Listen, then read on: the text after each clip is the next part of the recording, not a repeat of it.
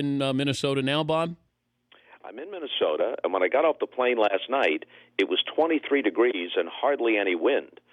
So that's relatively balmy. You'd take that any day. But the forecast, I have to correct you slightly. It's not a low of 0. The high is expected to be 0 on Sunday. Oh, okay. With the wind chill factor? That's always dicey. I don't know what to make of it, but the wind chill factor ought to be well below 0.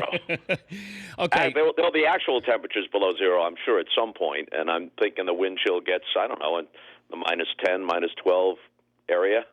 All right, the guys on the staff want to know what your game plan is, head to toe. Well, I only found this out a couple of days ago. I was planning to go as fully thermal as anyone can possibly go, and it turns out, the Vikings are in between the Metrodome and their new enclosed stadium, which will be the site of the Super Bowl in a couple of years. So they're playing at the University of Minnesota Stadium. And the stadium authorities here will not allow us to construct the set on the field with the tent over it that we normally would do. And that would have the field behind us. It would be enclosed in front and on the sides. It would have the field behind us. And so we'd be experiencing not exactly what the players experience, obviously minus the contact, but weather-wise, it would be pretty close, and it would be pretty darn cold. But they won't let us do it. And so we have to move upstairs into an area that's pretty well enclosed.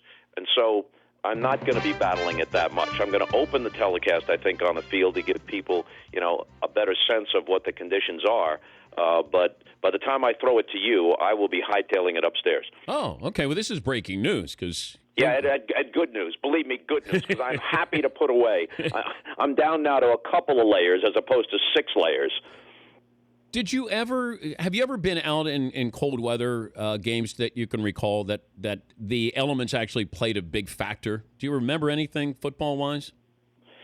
Well, we had a game, last game of the season, Sunday night, so worse at night, Cincinnati at the Jets maybe 3-4 years ago, and it was single digits, maybe 5 degrees, 6 degrees, very cold, uncomfortable, but not epically cold. A few weeks ago when the Vikings routed the Giants on Sunday night, I think the temperature got down to about 8 or 9 before that game was over, and you could really feel it. I went to school at Syracuse, and there were times when the actual temperature, not the wind chill, was -10 in January or February. And you know how you feel when you pulled an all-nighter to study for the test or finish the term paper that you should have been working on weeks before? So you've got that netherworld feeling because you haven't slept at all. And then you step out of the dorm room and have to walk. My dorm was on a hill called Mount Olympus, more than a hill, kind of a small mountain at Syracuse. So you had to take like a 15-minute walk to actually get to campus, and now you're struck by 10 below 0 and you haven't slept. That's about as cold as I've ever felt. Well, I would pull an all-nighter. It had nothing to do with the term paper. And I understand that. And if you pulled it for that reason, the alcohol would have reinforced you against the frigid temperatures. He's Bob Costas joining us. NBC Sports will have the game coming up. The early game on Sunday. It'll be the Vikings and the Seahawks. The Hall of Fame voting. Any concerns, anger, baseball-wise? Anything come to mind? No, we all understand the suspicions surrounding Mike Piazza. It's obviously gotten to the point with a substantial amount of the electorate. Maybe some would have been upset if he got in on the first ballot because they still consider that to be some sort of distinction. But as he moved closer and closer to 75%, I think it's obvious an overwhelming majority of the electorate said he's not a marginal candidate based on his performance. He's the best hitting catcher in baseball history, statistically. And although he wasn't great at throwing out runners, he was good at blocking the plate. He was good at saving wild pitches. He was a good receiver by the testimony of his pitching staff. So he's certainly a Hall of Famer. And there's no direct evidence. There's anecdotal evidence or suspicions, but no direct evidence to connect him to PED use. So when he goes, and what's interesting now, or will be interesting, is if Piazza gets in, and it appears that next year Bagwell, who's right on the cusp, will get in, and there's always been suspicion surrounding Jeff Bagwell. Will that actually ease the way for those who aren't just suspected but known. Yeah. I don't care what anyone says about Barry Bonds. You'd have to be on another planet not to realize what went on there. But I think that it's possible that more and more voters will say, you know what, the barrier has been breached. We can't parse this anymore. Plus, you're going to have a younger electorate because they eliminated some 100 voters, most of whom were older and might have had a different view on the whole thing. So I think that this actually will open it up for others because more and more voters are just going to say, you know what, it's a muddle. I can't make sense of it. Will all of them say that? No, but perhaps enough to get the really substantial guys over the 75%. If a guy's borderline and there are PED suspicions or direct PED connections, that might be different. But if the person's overwhelming, like Bonds or Clemens, or if there's nothing to directly tie the person and they're a Bagwell or someone like that, I think they probably get in eventually. But it feels like there's a 6-year window for Clemens and Bonds. The clock is ticking. Yeah. They have 6 more years, and you have to hope the younger voters, the guys who grew up in the steroid era, will. And we saw that bump. That there was a good bump for both of those guys. But I also am curious about this. If there's rumor innuendo with Jeff Bagwell, there's rumor innuendo with Sammy Sosa, but Sosa got 7% of the vote, something like that. So why do we? It seems like we're holding them accountable in different ways. There, are we being fair to Sosa here? And look, do I think he used? Sosa was in the Mitchell report, wasn't he? Yeah, but we're not supposed to factor that in. That wasn't supposed to be. Well, that's more than just rumor and innuendo. Then you got the corked bat thing, and then you got the fact that he had a period of his career in the major leagues where he was nothing like the player he became, the action figure player he became. And I think people discount that. I think part of the reason Mark McGwire gets more votes than Sammy Sosa is that while Mark McGwire would never have hit 70 home runs, no one would have hit 70 home runs and had that kind of home run rate and that kind of slugging percentage without steroids, including Barry Bonds, who was an authentically great player on his own natural merits and then became a supernatural player with the use of PEDs. But Mark McGwire hit 49 home runs as a rookie, where it's assumed that he was clean. I think some voters make a distinction that McGwire was a better player on his natural merits before he became unnaturally enhanced, whereas Sosa was never anything of particular note until he began juicing. I think that's the way some voters look at it. Do you think Clemens was a Hall of Famer just based on Boston? He'd won 3 Cy Young Awards. Then he went to Toronto and won 2. And picked up a couple more after that.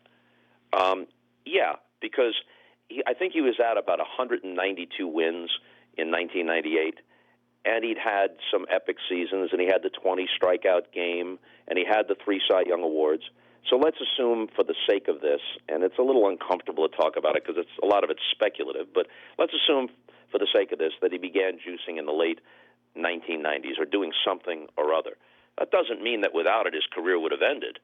It might not have continued as long, might not have been as good, but it wouldn't have ended. So he would have tacked on many more victories. He would have wound up probably in the vicinity of 230 wins or something like that, at least. And given the other achievements, I think he would have made the Hall of Fame. But I also look at the pitchers from this steroid generation. I think they may get the short end of the stick. Who are we going to put in? Is Halladay a Hall of Famer? Mussina a Hall of Famer?